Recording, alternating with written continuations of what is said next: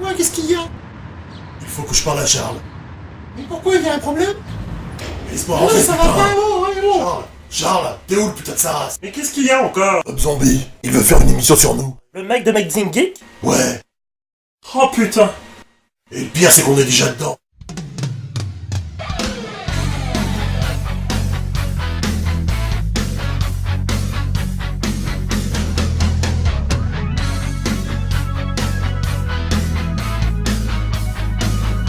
Sont aujourd'hui des personnages incontournables et cultes de la mythologie Marvel, pourtant les X-Men n'ont pas toujours bénéficié de ce statut. C'est vrai qu'aujourd'hui les X-Men ont trouvé la consécration sur le grand écran à travers différents films plus ou moins bien réussis selon les goûts des fans.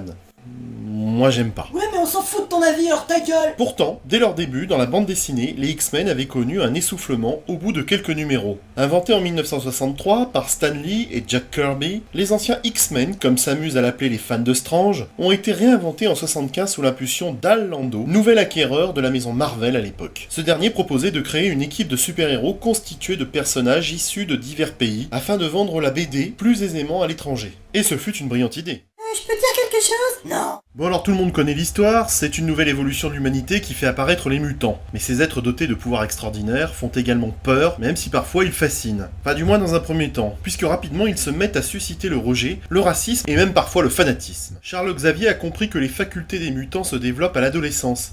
Il crée alors une faculté pour enseigner aux mutants la maîtrise de leurs pouvoirs. Le professeur X, comme l'appellent ses étudiants, a créé le Cérébro, une machine capable de détecter les autres mutants existants. Il forme alors une équipe de mutants baptisés les X-Men, qui sont chargés de protéger l'humanité des dangers qui la menacent, notamment un groupe de mutants terroristes dirigé par Magneto, le maître du magnétisme. Ce dernier veut conquérir le monde afin que les mutants puissent régner sur la Terre. Il trouvera sur sa route les X-Men qui pensent que les hommes et les mutants peuvent vivre ensemble et paisiblement. Les cons. Diantre, je crains que ce satané rustre parle de nous en vilain félon qu'il est. Bon sang, mais la gueule d'ange a raison. On va se faire allumer par Bob Zombie. Bah, qu'est-ce que tu crois? On n'est pas là pour se faire masser la prostate. Se faire masser quoi? Bon, bah elle, je sens qu'elle va nous prendre la tête, hein. Non mais c'est qu'en fait j'ai pas compris. Se faire masser quoi? Ta gueule! Bah vous voulez que je vous dise? Eh ben vous êtes pas gentil. L'équipe d'origine des X-Men est composée d'un groupe d'adolescents. Les X-Men sont craints par les humains et ils doivent donc se cacher. Cyclope, alias Scott Summer, a des yeux qui lancent des rayons destructeurs. C'est vrai que pour le coup c'est pas facile d'avoir des amis sans leur faire du mal. Iceberg, alias Bobby Drake, est un homme qui peut changer son corps en glace. Angel, alias Warren Worthington, a de larges ailes qui ne laissent pas inaperçues. Et puis il y a Hank McCoy qui a un intellect surdéveloppé, mais également la capacité de faire des prouesses physiques incroyables, et qu'on a baptisé le Fauve, car il a un petit côté bestial non négligeable. Enfin, les dessinateurs ont pensé qu'il fallait rajouter une fille, Jean Grey, alias Marvel Girl, qu'on appelle en France Strange Girl. Avec ses pouvoirs télékinésiques, elle fait de la télékinésie, hein. Qu'est-ce que vous voulez que je vous dise ? C'est un scandale. La parité dans les comics n'est jamais respectée. Je vous rappelle quand même que la loi sur la parité existe depuis 2001 quand même. Ça t'arrive de réfléchir, connasse? Tu as été créé en 1963 et tu nous parles de la loi de 2001? T'as pas vu qu'il y avait un anachronisme dans ce que tu disais? Un ananas quoi? Oh putain, c'est vrai qu'elle est très très con, hein. Oh là là. En plus, la loi sur la parité porte sur l'égal accès des femmes et des hommes aux mandats électoraux et aux fonctions électives. Qu'est-ce que ça a à voir avec la parité dans les BD? Non mais, je rêve. Ah ben, je pensais que... C'est moi qui t'ai cassé. Putain de féministe! Vous êtes pas gentils les garçons. Un chien ta caisse. Je peux dire quelque chose? Non. Les mutants du professeur X sont des jeunes adolescents, un peu perdus, dont les pouvoirs sont apparus à l'époque où il leur poussait des poils. Un poil, un poil, un poil. On va vous arrêter ça tout de suite quand même, hein? Vous arrêtez de péter un câble, c'est n'importe quoi là. Les lecteurs de Strange, qui étaient souvent des ados à l'époque, connaissaient les mêmes sentiments. Bah oui, leur corps était en train de se transformer comme ceux des X-Men. Les mutants, c'était les lecteurs, si vous n'avez pas compris. Alors dans ce cas-là, ça veut dire que vous êtes loin à la détente. Ils sont cons, ouais. La BD aurait pu connaître une destinée encore meilleure si Stan Lee et Jack Kirby n'avaient pas été occupés à d'autres tâches. Ils délaissent les X-Men et la confient à d'autres scénaristes qui ont du mal à faire vivre les aventures de ces jeunes adolescents. Lorsque la série devient bimestrielle, les X-Men n'attirent plus les foules. La BD est presque condamnée à être annulée, faute de vente. Les X-Men sont restés dans Strange du numéro 1 au numéro 63. La série s'arrête en 1975 tandis que le nouveau groupe prend ses quartiers dans Special Strange numéro 6 en décembre 1976. Je peux dire quelque chose? Non. Et ce sont justement ces nouveaux X-Men qui sauvent la licence. Ils font un retour fracassant dans les pages d'un numéro spécial, Giant Size X-Men, numéro 1, qui fait la jonction avec la série originelle. Len Wein, puis Chris Claremont, au scénario, et Dave Cockrum font renaître les X-Men de façon brillante.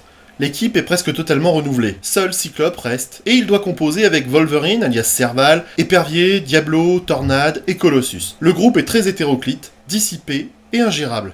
C'est ce qui va faire la richesse et la force de cette BD. C'est un véritable succès pour Marvel, qui va connaître des records de ventes pendant plusieurs décennies. Les X-Men deviennent même les porte-drapeaux de la maison d'édition. Ces mutants ne sont pas des ados, mais des adultes, et leurs aventures sont plus violentes. Leurs caractères sont plus affirmés. John Byrne succède à Dave Cockrum. Ils vont constituer avec Chris Claremont la meilleure équipe de créateurs Marvel et rendre la série culte. Il faut dire qu'elle est tout bonnement extraordinaire. Dès le deuxième épisode, Épervier meurt. Dès lors, on se dit que tout est possible dans la série. Les scénarios sont dynamiques et certains personnages subjuguent les lecteurs. Serval en tête, mais également Tornade. Phoenix meurt dans Special Strange 33 et Cyclope quitte le groupe. Les lecteurs en redemandent. Je peux dire quelque chose? Non. Le succès est tel que l'univers des X-Men va s'étendre au-delà de leur propre série.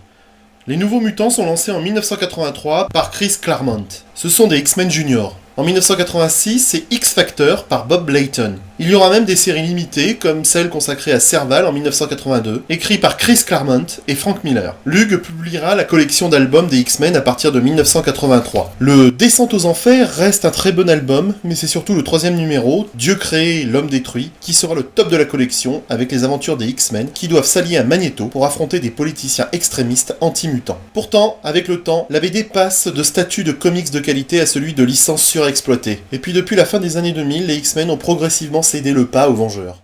La consécration finit par être cinématographique. Je passe sur les dessins animés des années 90 pour parler des 3 films de 2000, 2003 et 2006. Il y a également les spin-offs consacrés à Wolverine en 2009 et 2013. Suivra également les X-Men First Class en 2011, puis 2014 et 2016. Retenons que pour les acteurs, c'est quand même Patrick Stewart qui interprète Charles Xavier, et là c'est pas de la merde. Ian McKellen dans le rôle de Magneto, là encore c'est pas de la merde. Hugh Jackman dans le rôle de Serval, et quand même Halle Berry dans le rôle de Tornade. À poil, à poil, à poil. Ah, mais bande de minables, vous vous trouvez intelligent, mais c'est n'importe quoi. C'est vrai que ça ne vole pas très haut là aujourd'hui. Hein. Un troisième Wolverine en film est prévu en 2017. Il y sera question de l'époque où il était encore l'arme X. Adulés et surexploités, les X-Men sont aujourd'hui des super-héros incontournables de la mythologie marvelienne. Malheureusement, ils semblent être victimes aujourd'hui de leur succès en BD, car les reprises cinématographiques sont bien loin de l'esprit développé dans les années 70-80, et il ne faut pas s'étonner que les Vengeurs prennent petit à petit l'ascendant sur les X-Men. Messieurs les producteurs, arrêtez de faire n'importe quoi avec cette merveilleuse BD. On n'a pas le droit de salir les X-Men comme vous l'avez fait au nom du pognon. Laissez-moi vous dire que vous êtes des mécréants. Si. Je peux dire quelque chose? Non.